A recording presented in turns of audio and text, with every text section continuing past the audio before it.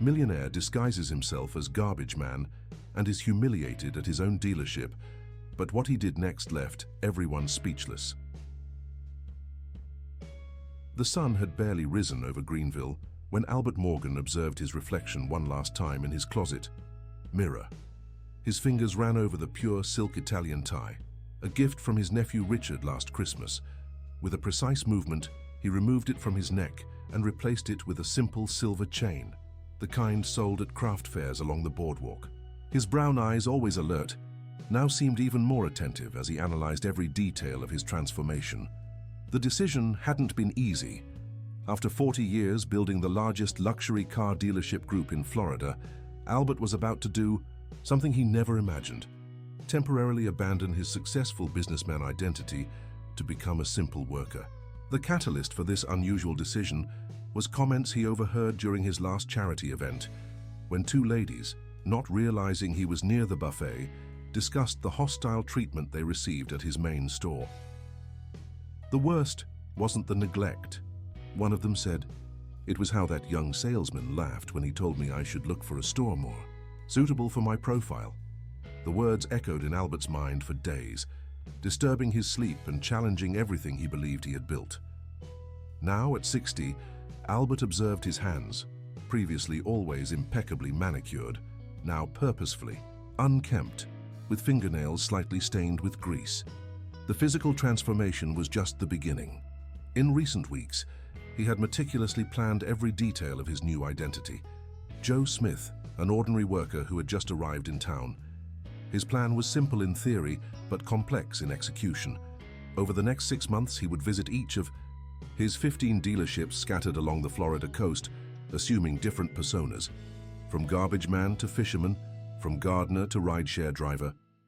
The goal was to discover if the values he cherished so much were still the foundation of his empire, or if they had been lost somewhere along the way. With one last look in the mirror, Albert, now Joe, put his last ring in the safe. The only item he kept was a small notebook, a gift from his late wife where he intended to document all his discoveries. The elegant handwriting on the first page contrasted with the simple paper, Day 1, the beginning of the journey. Leaving through the back of his beachfront mansion, Albert crossed the garden he himself had designed years ago. Each step took him further from his comfort zone and closer to a reality that he was beginning to suspect he might never have truly known. The weight of the worn backpack on his shoulders was much less than the weight of responsibility he carried. His first stop would be the flagship dealership, located in the heart of Victory City, the same establishment he personally inaugurated 3 decades ago, cutting the red ribbon alongside his father, who was already elderly at the time. At the entrance, a golden plaque still displayed the motto he himself created: "Excellence is not an act, but a habit." Today, he would discover if those words still meant anything. The bus he took was crowded, an experience he hadn't had in a long time.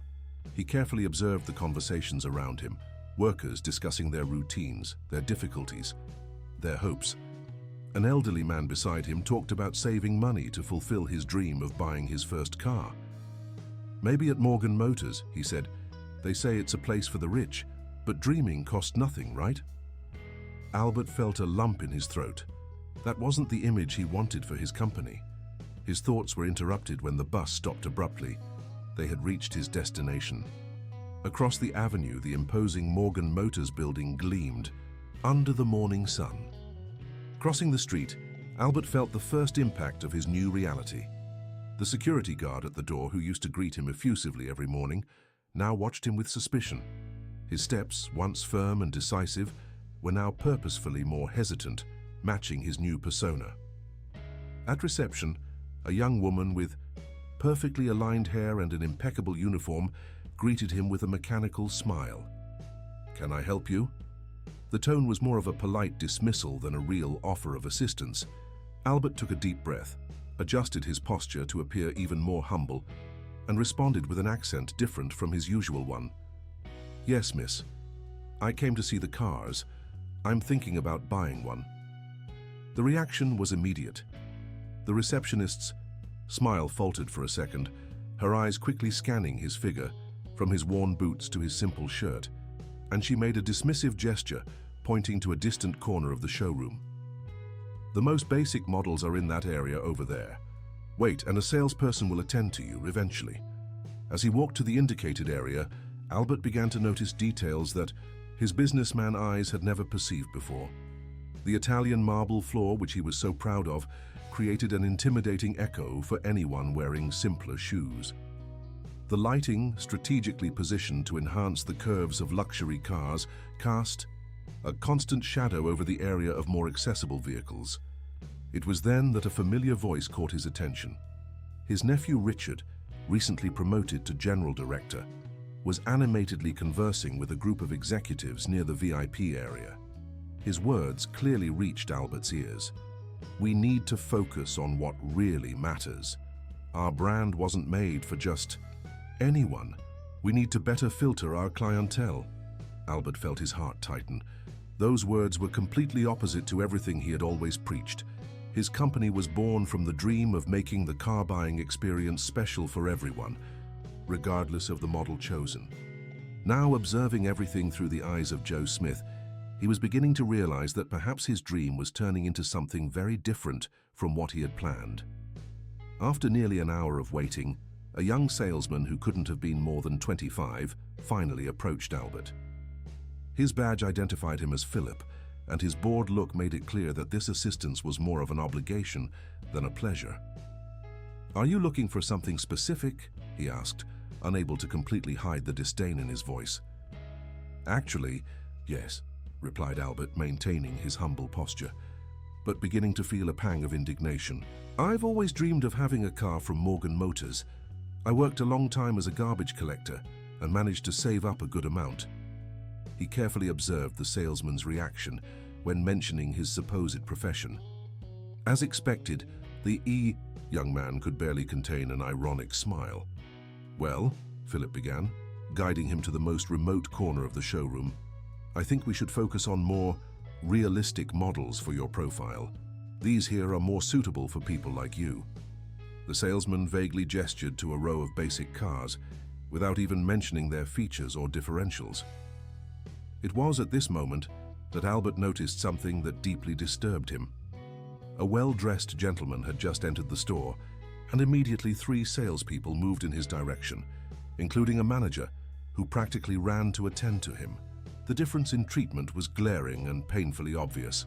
Determined to test the situation further, Albert commented, "Actually, I was interested in seeing that premium model over there."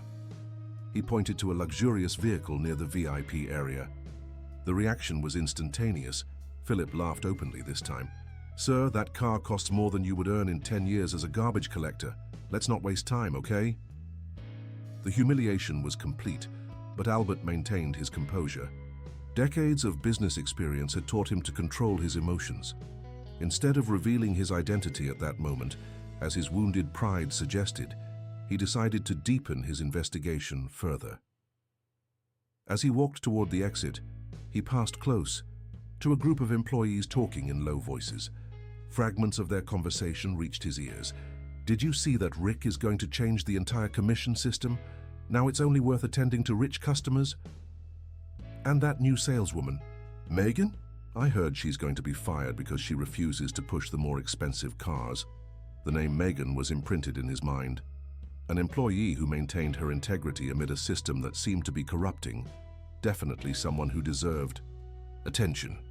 Albert made a mental note to investigate more about her in his upcoming visits. Leaving the dealership, Albert found a small cafe across the street. From there, he had a privileged view of the store's movement. Over the next few hours, he observed a disturbing pattern repeating itself. Customers with a simpler appearance were systematically directed to the basic car area, regardless of their actual financial conditions, while well-dressed people received immediate VIP treatment. While drinking his coffee, Albert began making notes in his notebook. His handwriting, normally elegant, now purposefully more rustic, recorded each observation with meticulous precision. Years of business experience had made him a natural observer, and now these skills served a very different purpose. It was during this observation that he witnessed something that left him even more concerned. His nephew Richard was leaving the dealership with a group of foreign executives, all in impeccable attire. The animated conversation in English caught his attention, especially when he heard the words restructuring and modernization being repeated several times. The afternoon was advancing when Albert decided to make his last move of the day.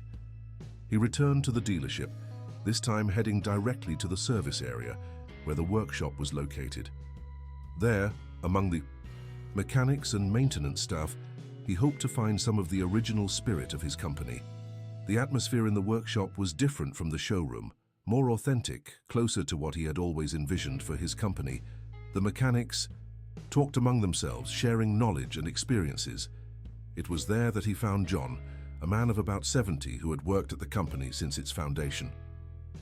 "Do you need something?" asked John, cleaning his grease-stained hands on a rag. His tone was genuinely helpful, without traces of the prejudice that Albert had encountered in the showroom. "You know," began John, "in the old days, Mr. Albert himself used to come here to the workshop, talked with us, wanted to know how things were going. Now..." His voice faded, carrying a nostalgia that hit Albert like a punch in the stomach.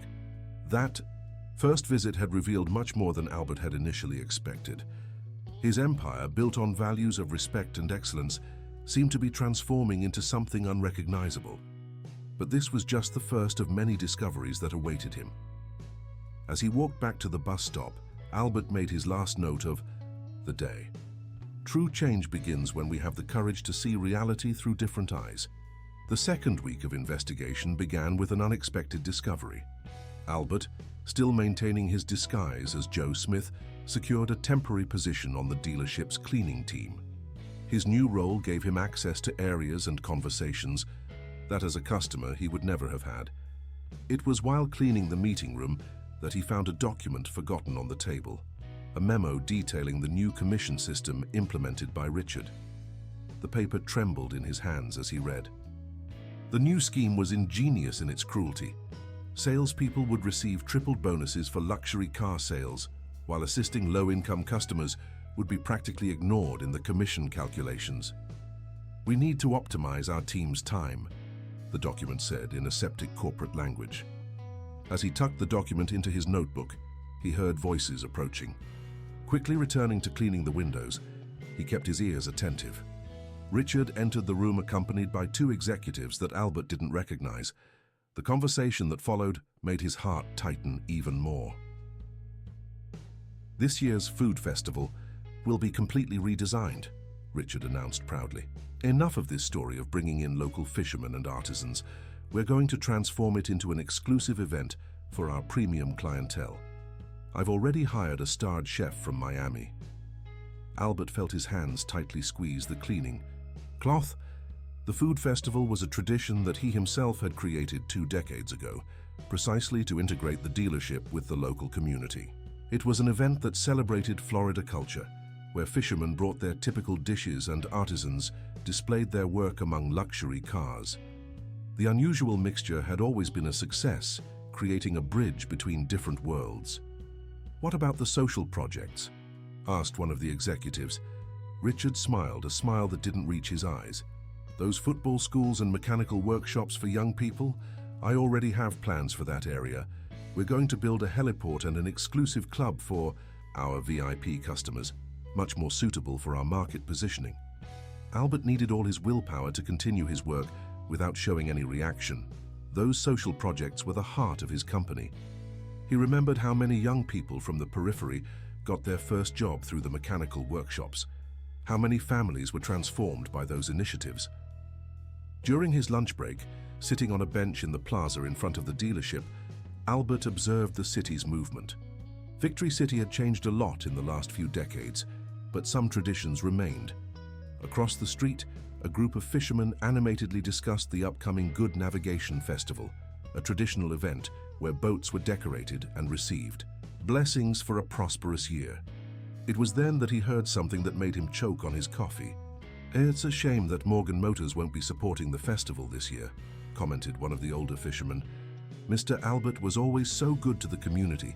Since he stepped away from daily management, everything has changed." Returning. To work, Albert began to notice other disturbing details. In the salespeople's room, a bulletin board displayed a sales ranking with a new category, Premium Sales. At the top of the list was Philip, the same salesman who had treated him with such disdain during his visit as a customer. At the bottom of the board, almost hidden, was Megan, the saleswoman he had heard about on his first visit. Determined to better understand this situation, Albert took advantage of his role as a janitor to approach the area where Megan worked. Unlike other salespeople, who clustered near the most expensive cars, she was patiently explaining the features of a basic model to an elderly couple. "You can press this button here," she demonstrated gently, "which automatically adjusts the mirror. I know it seems complicated at first, but I guarantee that with a little practice you'll find it super practical." The smile on her face was genuine, her patience infinite. During the afternoon, Albert witnessed Megan repeat this same level of dedication with various customers. She made no distinction between those looking for a popular car or a luxury model. Each person received her full attention and unconditional respect. At the end of the workday, while cleaning the sales area, Albert overheard a conversation between Megan and her supervisor. "Your sales are very low, Megan," the man said with barely contained irritation. "You spend too much time with each customer. You need to be more objective, focus on those who can really buy." Megan's response made Albert smile internally. "Every person who comes in here deserves respect and attention, regardless of the car they'll take. That's what I learned reading the history of this company, the values that Mr. Albert always defended." "Mr. Albert is no longer in command of day-to-day operations," cut in the supervisor. "Times have changed. If you don't adapt, we'll have to make a difficult decision at the end of the month." That night, in his small rented apartment, part of his disguise, Albert made extensive notes in his notebook. The page filled not only with facts and observations, but with ideas and possible solutions. One thing was clear. The situation was even more serious than he had initially imagined. His gaze fell on an old photo in his wallet, the only one he kept with him, the inauguration of the first dealership, with his father beside him. "What would you do, Dad?" he murmured to himself. The answer, he knew, was in the values he had learned since he was young, values that apparently urgently needed to be rescued. The following weeks brought new challenges for Albert in his disguise. The physical work, to which he was not accustomed, began to take its toll. His back constantly ached, and his hands, once soft, were now calloused. But it was precisely these difficulties that led him to a crucial discovery. Seeking relief for his pains, Albert found a small physiotherapy clinic in the West Side neighborhood. The modest sign advertised affordable prices, and it was there that he met Mrs. Zelda, a 70-year-old woman who worked as a receptionist. During his first session, while waiting for treatment, he overheard a conversation that left him astonished. "You see, Joe," said Mrs. Zelda, not knowing she was speaking to the actual owner of Morgan Motors, "I worked at the dealership for 30 years. I was on the cleaning team. I was let go 6 months ago along with 20 other employees. They said it was modernization, but the truth is they wanted younger, more presentable people." Mrs. Zelda's story was not unique.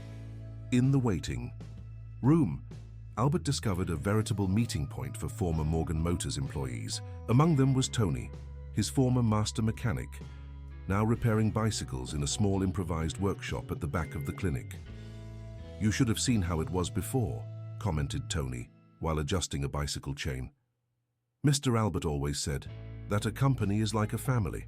Now with this nephew of his in charge, it's just numbers, numbers, and more numbers."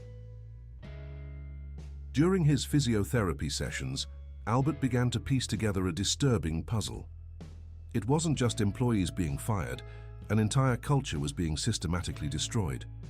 Dr. Paul, the physiotherapist who treated him, also had his stories to tell. Before, the dealership had a health program that served all employees and their families, explained the doctor. Now only executives have a complete health plan.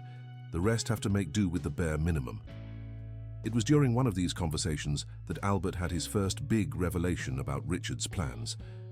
her former administrative sector employee, who now worked as a receptionist at a neighboring office, let slip something about documents she had seen before being fired. "They are preparing everything to sell the company," she whispered, looking nervously around as if afraid of being heard. "Her foreign group, one of those big ones. I heard they're going to keep only 30% of the employees." The news hit Albert like lightning. Sell the company, the empire that his father started with a small workshop, that he transformed into the largest dealership network in the state, the company that was practically a heritage of Victory City. That night, instead of returning to his rented apartment, Albert walked along Clearwater Beach. The turbulent sea reflected his own inner restlessness. It was then that he noticed a group of fishermen preparing their boats for the next day. Among them was Jack, an old man whom he recognized from the old good navigation festivals. "The sea is changing," commented Jack, not knowing he was speaking to the businessman. "Just like this city is changing. Everything that was traditional is being swallowed up by this progress that only thinks about money." The old fisherman's words echoed deeply in Albert. He remembered how his father always said that business wasn't just about profit, but about building something that lasted, something that made a difference in people's lives. Returning to the dealership the next day, Albert noticed a different movement. Executives in suits and ties circulated through the building, all speaking English. In his role as a janitor, he managed to get close enough to hear fragments of conversations: restructuring, downsizing, market optimization. During his lunch break, Albert witnessed something that crystallized all his concerns. Megan, the honest saleswoman, was being publicly reprimanded by Richard. The reason? She had created a special program for elderly customers, dedicating extra time to explain the new technologies in cars. "This is a waste of commercial time," vociferated Richard. "While you spend hours explaining buttons to old folks, other salespeople make 3-4 premium car sales." Megan's response was dignified and firm. "These old folks are people who deserve respect. Many of them have been customers of the house for decades. And you know what else? They bring their children, their grandchildren. This is called loyalty, something I learned reading the principles your uncle established for this company." Albert felt his heart warm with Megan's words. There was someone who truly understood the original spirit of Morgan Motors. But his smile disappeared upon hearing Richard's response. "You have until the end of the week to improve your numbers, or you can look for another job. My uncle's Morgan Motors doesn't exist anymore. Welcome to the future." That night, alone in his modest apartment, Albert made a detailed list of everything he had discovered so far. The mass layoffs, the neglect of long-time employees, the plans to sell the company, the abandonment of social projects. Each item was a stab in everything he had built over decades. But now he had something he didn't have before: a clear vision of the problem, and more importantly, living examples of people who still believed in the company's original values. Megan wasn't alone. There were others like her, silently resisting the new order. A storm was approaching Victory City, both literally and metaphorically. And Albert knew he needed to act soon, very soon. The storm that Albert had foreseen arrived sooner than expected, both literally and metaphorically. A strong, cold front hit the Florida coast, bringing torrential rains that transformed the streets of Victory City into small rivers. It was precisely on this night that fate offered Albert an unexpected opportunity to witness the true character of the people in his company. Still in his role as a janitor, Albert was finishing his shift when the first signs of the storm began. The wind howled through the huge glass windows of the showroom, and the rain fell with enough force to make the gutters overflow. It was when the first alarm sounded. Water was beginning to invade the basement of the dealership, where the stock of new cars was kept. "All the executives have already left," announced the head of security, worried, "and most of the salespeople, too." Indeed, Albert observed that the only ones who remained were the simplest employees: security guards, cleaning staff, some mechanics who were working overtime, and, surprisingly, Megan. "We can't let these cars be damaged," said Megan, already rolling up the sleeves of her blouse. "We'll need to move them to the ground floor." Her natural leadership emerged at that moment of crisis. organizing the few employees present into an improvised rescue operation. Albert, still as Joe, joined the group. His muscles, already sore from daily work, protested as he helped push the vehicles to safer areas. The water was already at ankle level when they began the operation, and time was crucial. It was during this frantic movement that Albert witnessed something that deeply moved him. The humblest employees of the company, those same ones who were often ignored or mistreated, were risking their own safety to save the dealership's assets. Meanwhile, through the security cameras, it was possible to see Richard and other executives hastily leaving the building in their imported cars without showing any concern for the situation. Megan coordinated everything with impressive efficiency. "Joe," she called to Albert, "you and John focus on the cars in the East Wing. Pedro and I will take care of the West Wing.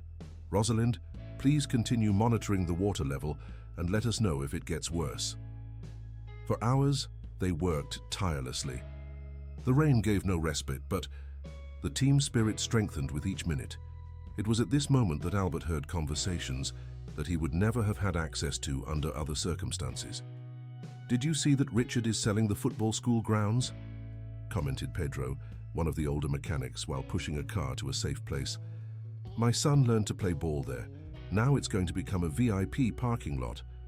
"And that's not all," added Rosalind, the night shift receptionist. "I heard they're going to end the internship program for youth from the periphery. They say it doesn't match the new image of the company." With each new piece of information, Albert felt his heart tighten. But it was a private conversation with Megan during a brief moment of pause that really impacted him. "You know, Joe," she said, wiping the sweat from her face, "when I joined Morgan Motors, I read everything about the company's history. About how Mr. Albert started from scratch, how he valued each employee, each customer. He treated even the janitors as an important part of the business family." She paused, looking at the rain through the windows. Now it seems like all that is going to be lost. The early morning hours were advancing when they finally managed to ensure the safety of all vehicles. The employees were exhausted, soaked, but there was a gleam of satisfaction in their eyes, the gleam of those who know they did the right thing, regardless of recognition. The next morning, when Richard arrived at the dealership, his first concern was with the premium cars. Upon discovering that all vehicles had been saved, his only reaction was a dismissive wave. There were no thanks, no recognition for the team's extraordinary effort. "Get this all cleaned up," was his only order, before locking himself in his office with the foreign executives who increasingly frequented the dealership. Albert observed everything, his notebook of notes increasingly full. That night had revealed much more than just the character of people. It had clearly shown the abyss that had formed between the company's original values and its current management. During his lunch break, seated in his usual place in the plaza, in front of the dealership, Albert made a simple drawing in his notebook. On one side, he wrote the names of all who had helped during the storm. On the other, he listed those who had abandoned ship at the first sign of difficulty. It was a clear portrait of two different visions of company, of two distinct ways of understanding what it meant to be part of something bigger than oneself. The storm had passed, but its consequences would continue to reverberate. For Albert, one thing was clear. He had found the true guardians of Morgan Motors' values. Now he needed to find a way to protect them and at the same time prevent his entire legacy from being destroyed by the greed and lack of vision of his nephew. Days following the storm brought significant changes to the dealership's routine. Albert, still maintaining his disguise as Joe, noticed an increasing movement of foreign executives throughout the building. Conversations in English in the corridors became more frequent, and closed-door meetings multiplied. It was during one of these mornings that Albert met Lauren, a young woman from the finance department who, without knowing it, would become a fundamental piece in his investigation. While cleaning the employee break room, he found her crying discreetly during her break. "I'm sorry, Joe," she said, quickly wiping away her tears. "I just discovered something terrible, but I don't know what to do with this information." Lauren worked in the accounting sector, and by accident had found documents that confirmed his worst suspicions. The sale of the company was being prepared in the minutest detail. "They're cooking the books," she whispered, nervously looking around, "making it appear that social projects are losses, that older employees are unnecessary costs, all to justify mass layoffs when the sale happens." Albert felt his stomach turn. Even after decades of business experience, the coldness of that plan shocked him. "And when is this going to happen?" he asked, maintaining his posture as a simple janitor interested in the conversation.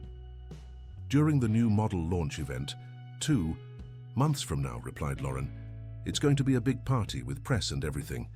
The deal is practically closed with a European group. They're just waiting for the right moment to announce." That same afternoon, Albert witnessed another moment that demonstrated how the company was changing. A group of local artisans who traditionally exhibited their work during the annual food festival came to the dealership to confirm their participation in the event. "I'm sorry," said the new event coordinator, a young woman recently hired by Richard. "This year's festival will be an exclusive event. There will be no space for this type of regional art." The contempt in her voice was palpable. Albert observed the group of artisans leaving downcast. Among them was Carmen, a lace maker who had exhibited her pieces at the festival for 20 years. Her delicate lace had decorated numerous dealership events, including the inaugural party for the first branch. During his break, Albert decided to follow the group of artisans. He found them gathered in a small square nearby, discussing alternatives for selling their crafts. It was then that he heard something that surprised him. Megan, the honest saleswoman, was with them. "We can't let this tradition die," she said, seated among the artisans. "I'm going to try to organize something parallel, maybe an independent fair. The spirit of the festival can't be lost just because some people don't understand its value." Albert smiled internally. Once again, Megan demonstrated that she perfectly understood the values he had always tried to instill in his company, but his smile disappeared when he heard the next conversation. "You need to be careful, Megan," warned Carmen. "I heard they're making a list of problematic employees, people who don't fit into the new vision of the company." Back at the dealership, Albert noticed an unusual movement in Richard's office. Through the frosted glass, he could see the silhouettes of his nephew and 2 foreign executives. Taking advantage of his janitor role, he approached to clean the external windows of the office. "The launch event will be perfect for the announcement," Richard was saying in English. "The press will be present, as will the main customers. It will be the ideal moment to present the new phase of Morgan Motors. More modern, more selective." Albert felt his heart tighten upon hearing those words. The new model launch event had always been a moment of celebration, of union between the company and the community. Now it was about to become the stage for the end of everything he had built. At the end of that day, while organizing his notes in his small rented apartment, Albert made a disturbing discovery as he reviewed some documents he had discreetly copied. Richard's plan was even more elaborate than it seemed.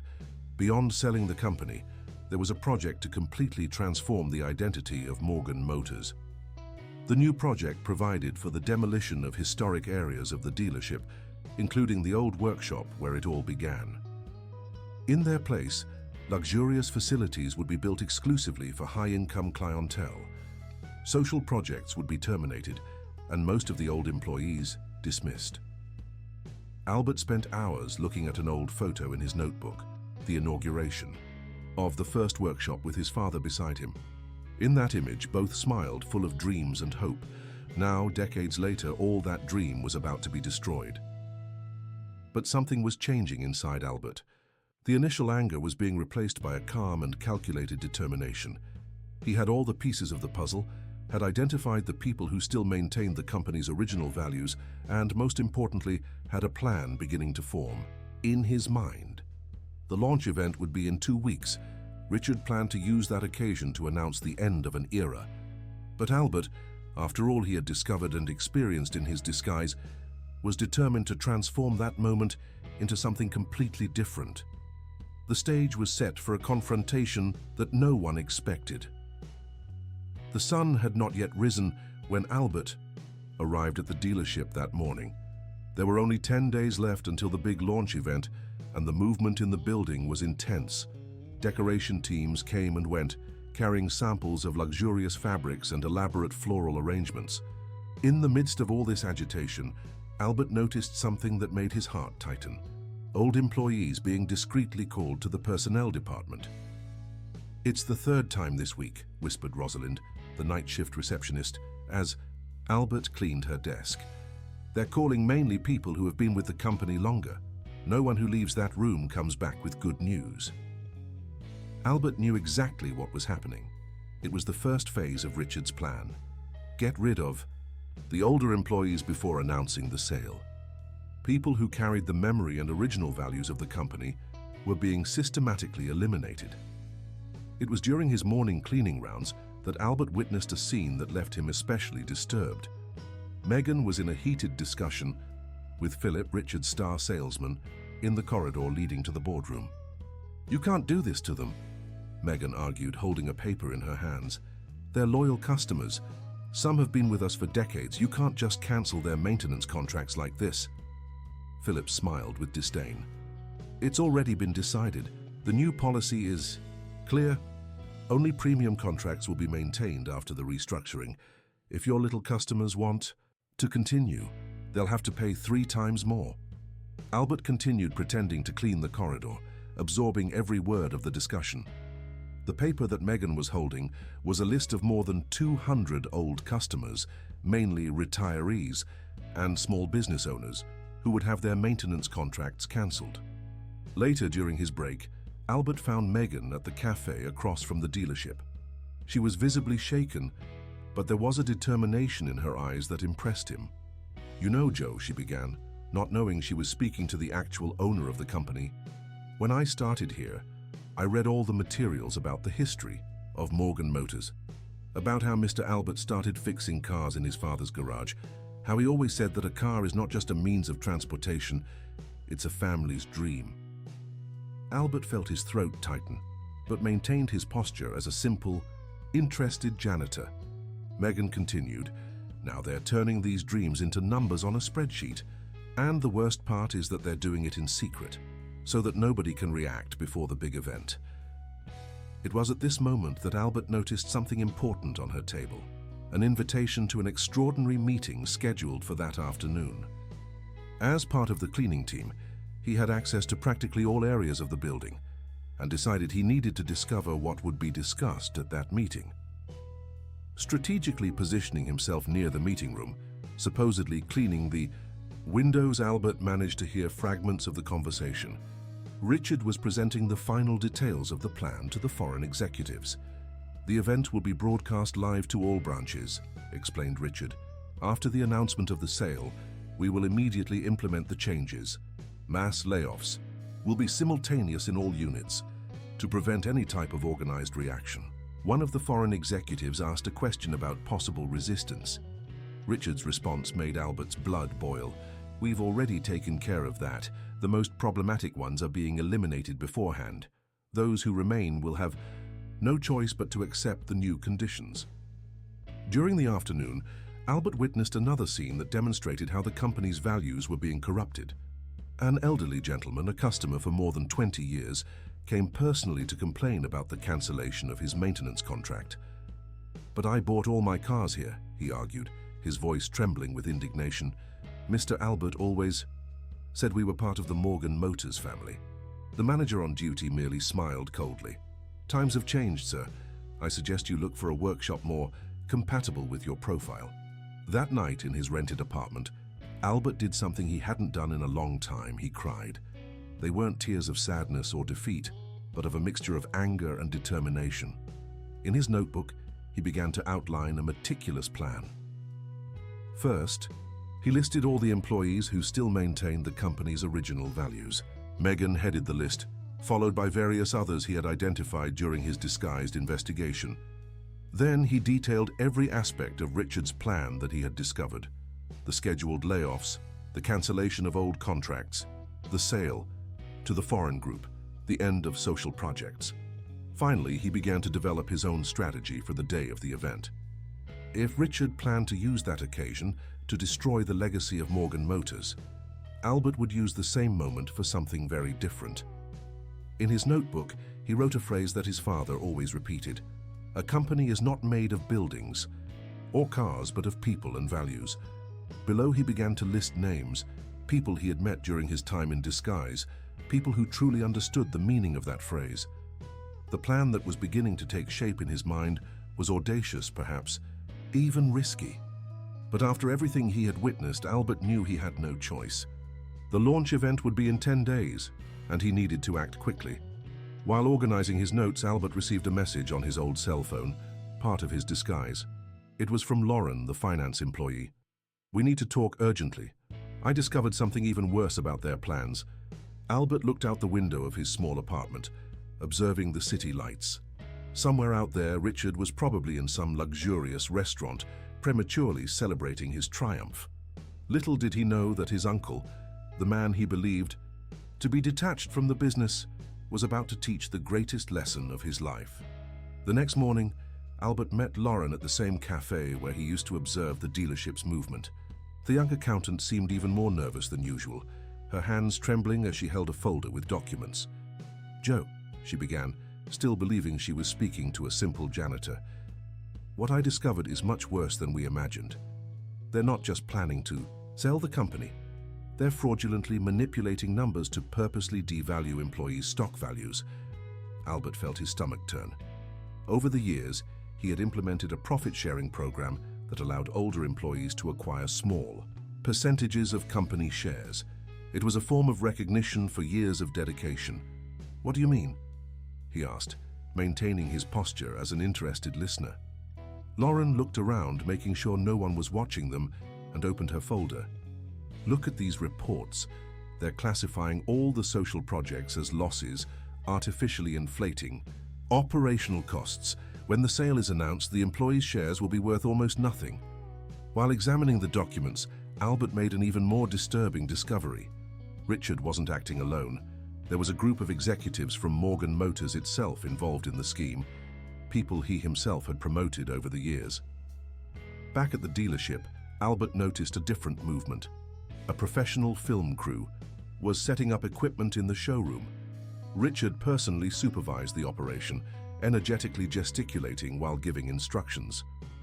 "The institutional video needs to be perfect," he insisted. "We want to convey the image of a modern company free of outdated traditionalism." During his daily cleaning, Albert managed to hear more details about the video.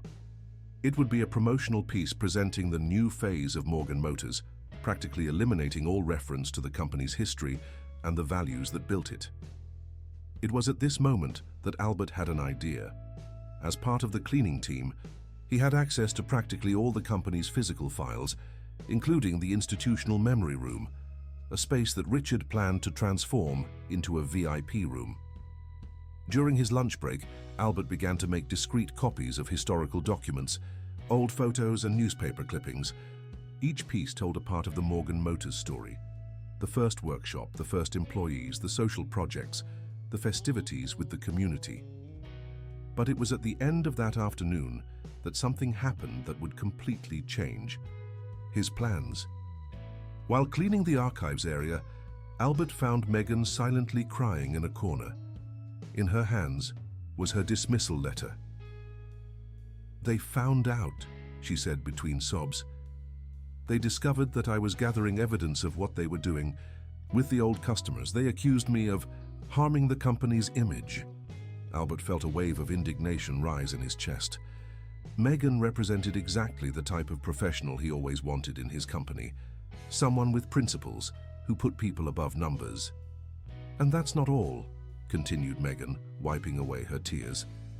"I discovered that they're going to use the launch event to announce the end of all social programs. The football school, the workshops for youth from the periphery, everything will end." At that moment, something changed in Albert's gaze. It was no longer just about saving his company. It was about protecting a legacy of social responsibility that had taken decades to build. Back at his apartment that night, Albert began to finalize his plan. In his notebook, now almost completely filled, he traced a detailed timeline for the days remaining until the event. First, he needed to ensure that all the evidence he had collected was secure. Lauren had offered to make digital copies of all the financial documents that proved the irregularities. Then, he began to list key people he would need to discreetly contact before the big day. Former employees who had been dismissed, loyal, customers who had their contracts cancelled, artisans and community members who had always been part of the company's history. His plan was almost complete when he received another message from Lauren. Urgent. Richard just scheduled an extraordinary meeting for tomorrow. He's going to present the final timeline for the mass layoffs. Albert looked at his reflection in the apartment window. The disguise of Joe Smith had become more than a simple characterization. It had transformed into a way of reconnecting with the essence of his company. Now there was only 1 week left until the launch event, and every minute would be crucial. In his notebook, he wrote a last annotation for that day. Sometimes we need to lose everything to remember what really matters. Beside it, he pasted an old photo, him and his father on the day of the first workshop's inauguration, with all the employees gathered around, smiling like a true family. The sound of thunder in the distance announced another storm approaching Victory City. But this time, Albert was prepared. The real storm was yet to come, and he would be its conductor. The week of the big event began with news that shook the local community. The traditional food and culture festival, which for 2 decades had brought together fishermen, artisans, and residents in the Morgan Motors courtyard, had been officially cancelled. In its place, Richard announced an exclusive cocktail party for VIP guests. The reaction was immediate. A group of old customers and community members gathered in front of the dealership in protest. Among them was Jack, the fisherman that Albert had met during his investigation. "This isn't fair," shouted the old fisherman to the cameras of a local TV station covering the protest. "Morgan Motors has always been part of our community. Mr. Albert would never allow this." Albert observed everything from inside the dealership, still in his role as a janitor. His heart ached to see familiar faces, people who helped build the company's history, being treated as inconveniences by security guards, specially hired for the event. Richard briefly appeared to handle the situation, surrounded by press officers. His speech was rehearsed, filled with words like modernization and market repositioning, but it was his private comment, which Albert managed to hear while pretending to clean a nearby showcase, that truly revealed his intentions. "These people don't understand that times have changed," Richard said to one of the foreign executives. "After we announce the sale, none of this will matter. Morgan Motors will be a premium brand without these provincial connections." During his lunch break, Albert met Lauren again at the cafe. The young accountant was even more nervous than usual. "Joe, I discovered something terrible," she whispered, sliding a flash drive across the table. "Richard isn't just planning to fire people. He's creating false dossiers against some employees, especially the older ones. They want to ensure no one can sue the company afterward." Albert felt his stomach turn. In more than 40 years of history, Morgan Motors had never faced a significant labor lawsuit. His father always said that the best legal department was treating employees with respect. Back at the dealership, Albert witnessed something that would be crucial for his plans. Megan, even after receiving her dismissal, was discreetly organizing an action among the employees. During her last day of work, she circulated through the departments, collecting stories and documents that proved the disregard for the company's values. "I can't let this happen without fighting," she confided to Albert, still seeing him as the simple janitor Joe. "I've been gathering testimonials, photos, documents, everything that proves how Morgan Motors is betraying its own principles." It was at this moment that Albert had an idea that would completely change his plans for the launch event. Approaching Megan carefully, he asked, "What if you had a chance to show all this to the right people?" Megan's eyes brightened. "What do you mean?" "The event will be broadcast live to all branches, won't it? And there will be press, authorities." Megan completed the reasoning. "It would be the perfect moment to expose the truth, but how? Security will be reinforced and I don't even work here anymore." Albert smiled internally. "Maybe I can help. After all, nobody pays much attention to a janitor, right?" In the following hours, Albert and Megan discreetly worked on a plan. She shared all the material she had collected, and he, in turn, revealed some of the documents he had found in the old archives. "This is amazing," exclaimed Megan upon seeing old photos of the company. "Look here, there's Mr. Albert with the first employees, and here the first party with the community. How did you get these photos?" "Let's just say I have access to places that people normally don't pay attention to," replied Albert, feeling a pang of guilt for maintaining his disguise but knowing it wasn't yet time to reveal his true identity. As the day progressed, more allies discreetly joined the plan. Lauren brought compromising financial documents.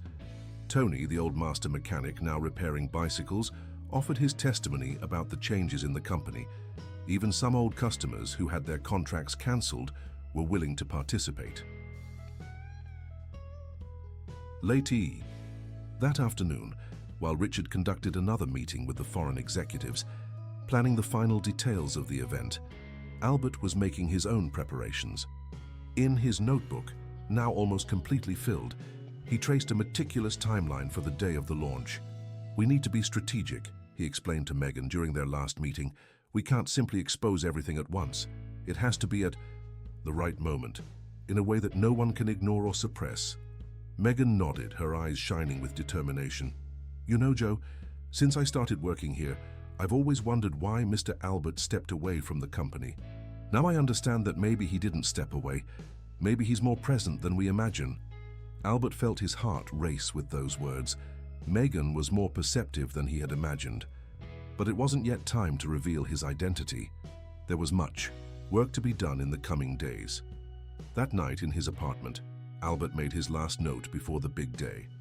"Sometimes you need to lose something to understand its true value, but other times you need to fight to prevent others from destroying what took a lifetime to build."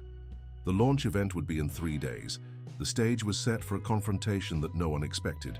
Richard planned to use that occasion to announce the end of an era. Little did he know that his uncle, the man he believed to be detached from the business, was about to teach the greatest lesson of his life.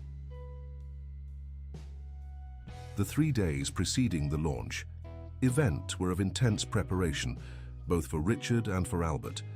While the nephew coordinated the transformation of the showroom into a space worthy of a gala party, his uncle, still disguised as a janitor, silently orchestrated his own revolution. The queue's movement at the dealership was frantic. Decorators installed luxurious arrangements, technicians adjusted live broadcast equipment, and security guards reinforced each entrance to the building. Richard personally supervised every detail, determined to make that night the definitive mark of his new Morgan Motors. "I want everything perfect," he instructed the events team. "When we announce the sale to the European group, we need to show that we are already a company of international standard." Albert, in his role as a janitor, observed everything attentively while executing his cleaning tasks. His own preparation was happening behind the scenes, far from the vigilant eyes of Richard and his team. During his lunch break, he secretly met with Megan at a cafe away from downtown. She had spent the last few days organizing all the collected documents and testimonies. "Everything is ready," she said, showing a carefully organized folder. "Testimonials from dismissed employees, irregularly cancelled contracts, documents proving the purposeful devaluation of shares. I even got the video of Richard humiliating some old customers." Albert nodded, impressed with Megan's efficiency. "And the others? Has everyone confirmed their presence?" "Yes," she replied with a determined smile. "Tony and the other ex-employees will be there. The artisans and fishermen too. Even Mrs. Zelda, who worked in cleaning for 30 years, will attend. Everyone is ready to tell their stories."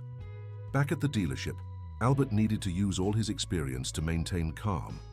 Richard had decided to do a general rehearsal of the event, and what he witnessed only increased his determination. After the announcement of the sale, Richard explained to the presenters, "We will make a special tribute to my Uncle Albert. Her video showing how he built the company, but always with a subliminal message that it was time to modernize, to leave the past behind." Albert felt his blood boil seeing the images of the institutional video. His history, his father's history, Everything was being distorted to justify the destruction of a decades-long legacy. It was at this moment that Lauren, the young woman from finance, managed to obtain more crucial information. Approaching Albert discreetly while he cleaned the corridors, she whispered, "Richard is planning something even worse. After the sale is completed, they're going to demolish the original dealership building, the same one that Mr. Albert built, with his father." That news was the last straw. Albert knew he needed to adjust his plans. It wasn't enough to expose the irregularities. He needed to touch people's hearts, make them understand the true meaning of Morgan Motors. During the afternoon, while the events team made the final adjustments to the stage, Albert worked discreetly on his own preparations. With the help of an audio-visual technician who sympathized with his cause, he ensured he would have access to the projection system during the event. At the right moment, he instructed the technician, "You project this sequence of images. They're old photos of the company, moments that show our true history." As night approached, more allies secretly joined the plan. Former employees spread the word, loyal customers mobilized, and even some local journalists who knew the true history of Morgan Motors strategically positioned themselves. In his small apartment, hours before the event began, Albert finally allowed himself a moment of reflection. Looking at himself in the mirror, he saw not just the disguise of Joe Smith, but all the lessons he had learned in the last few weeks. "Dad," he murmured to the old photo in his notebook, "today I'm going to defend everything we built together. Not for pride or power, but for the values that always guided us." His last act as Joe Smith was to make a call to Megan. "Is everything ready?" he asked. "Yes," she replied with determination in her voice. "Everyone involved knows exactly what to do. But there's something intriguing me, Joe. Why do I have the feeling that you are much more than you appear?" Albert smiled. "In a few hours you'll understand everything, Megan. Just promise me one thing. No matter what happens tonight, stay true to your principles. It's people like you who make me believe there's still hope." Hanging up the phone, Albert began his final transformation. In a few hours, Joe Smith would cease to exist, and Albert Morgan would return to reclaim not just his company, but primarily its values. The sun was beginning to set in victory, city painting the sky with shades of orange and pink. In a few hours, the launch event would begin, and with it, a battle not just for the future of Morgan Motors, but for the very essence of what it means to build a true legacy. The Morgan Motors showroom had never been so elegant. Soft lights illuminated the strategically positioned luxury cars, crystal glasses clinked in the hands of VIP guests, and a chamber orchestra played soft music in the background. Richard circulated among those present with a triumphant smile, occasionally checking his gold watch, a recent gift from the European executives. Behind the scenes, however, a silent revolution was underway. Megan, still using her ex-employee badge, discreetly coordinated the entrance of people through the back of the building. Tony, the old master mechanic, guided small groups of former employees and loyal customers through alternative paths that only veterans knew. "Everyone in position," whispered Megan into a small radio communicator. "Just waiting for the signal." Outside, luxury cars continued to arrive, bringing businessmen, politicians, and journalists. The local press was present in force, attracted by rumors of a big announcement that would forever change the automotive market in Florida. At 8 p.m. sharp, Richard took the stage. His impeccable Italian suit shone under the lights, and his posture exuded confidence. "Good evening, everyone," he began, his voice amplified by the speakers. "Welcome to a historic moment for Morgan Motors." It was at this exact moment that Albert, still dressed as the janitor Joe Smith, performed his last cleaning act. Positioning himself near the audio-visual control system, he gave a discreet nod to the technician, who had agreed to help him. Richard continued his speech, now displaying a carefully produced institutional video. For decades, Morgan Motors has been synonymous with tradition, but today we enter a new era. Suddenly, the projection changed. In place of the polished corporate images, a different video appeared. It was an old recording showing Albert's father inaugurating the first workshop. His voice, choked with emotion, echoed through the showroom. This workshop is not just a business. It's a dream of serving our community, of creating opportunities, of building something bigger than ourselves. Richard, momentarily disconcerted, tried to maintain his composure. There was a small technical problem, but before he could complete the sentence, more images began to appear. Photos of community festivals, of young people learning mechanics in the social workshops, of fishermen displaying their crafts among the cars. Each image was accompanied by real testimonials, recorded in the last few weeks. "Morgan Motors gave me my first opportunity," said a young mechanic in one of the recordings. "Today, I have my own workshop, thanks to what I learned here." Richard, now visibly disturbed, signaled for the projection to be cut. But before he could take any action, a familiar voice echoed through the showroom. "Let the images continue, Richard. It's time for everyone to see the true history of Morgan Motors." A murmur of astonishment ran through the environment when Albert Morgan, now without his janitor disguise, took the stage. His suit was impeccable, but his hands still showed the calluses acquired during weeks of manual labor. "Good evening, everyone," he said, his voice calm but firm. "Some of you know me as the founder of this company. Others in the last few weeks have known me as Joe Smith, the janitor." The silence that followed was palpable. Richard, pale, took a step back.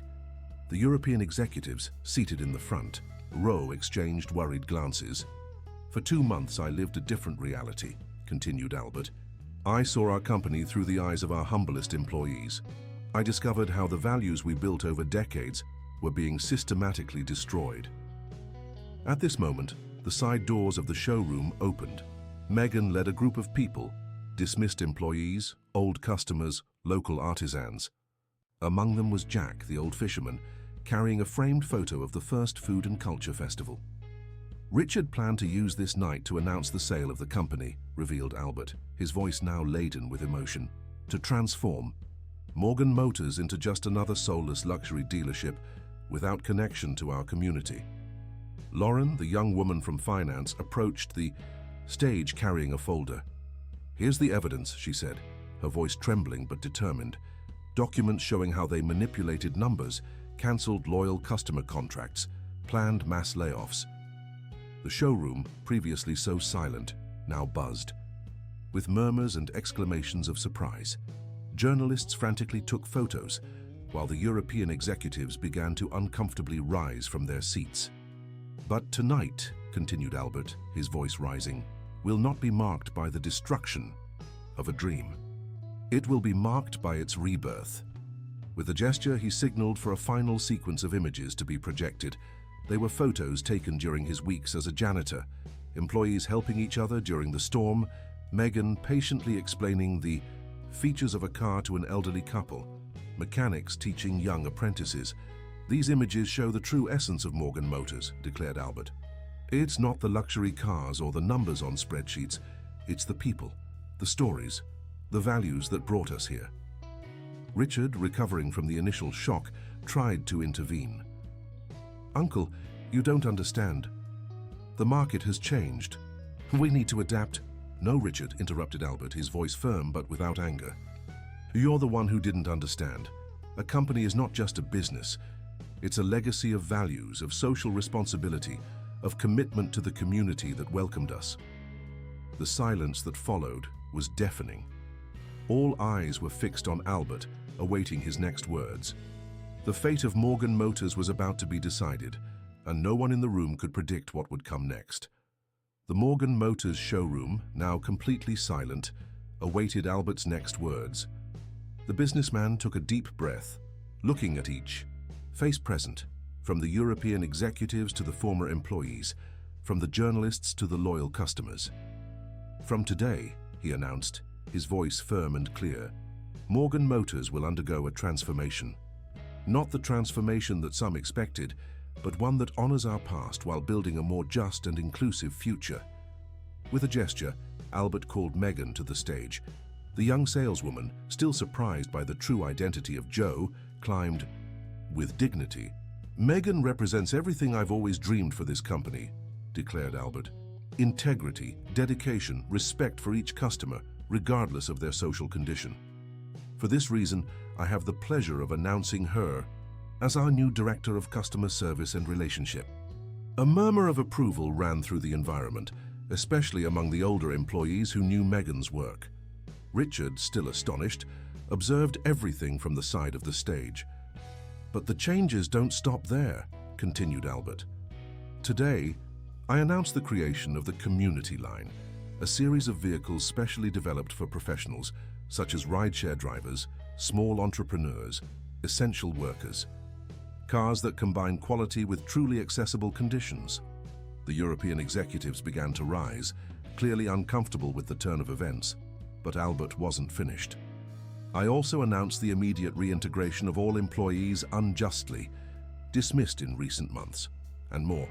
30% of the company's shares will be distributed among our collaborators, creating a true sense of belonging and participation."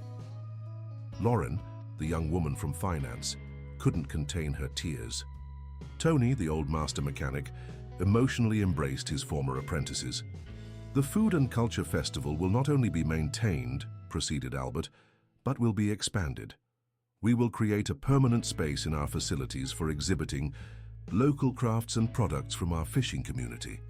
Jack, the old fisherman, proudly raised his straw hat, while other community members enthusiastically applauded. "As for the social projects," Albert made a significant pause, "we will not only maintain the football schools and workshops for young people, but we will double their budgets.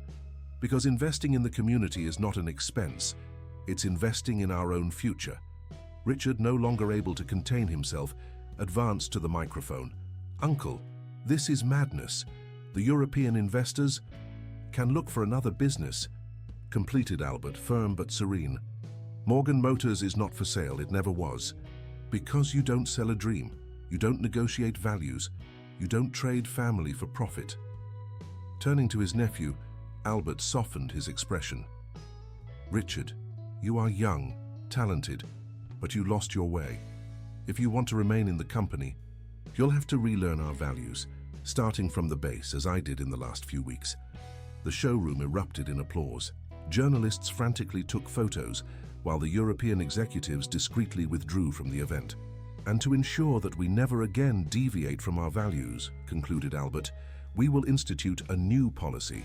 Every month, each director, including myself, will work 1 week in different functions of the company, from cleaning to mechanics, from sales to administration, because we only truly understand a business when we see it from all angles." Megan, still beside Albert on the stage, took the microphone.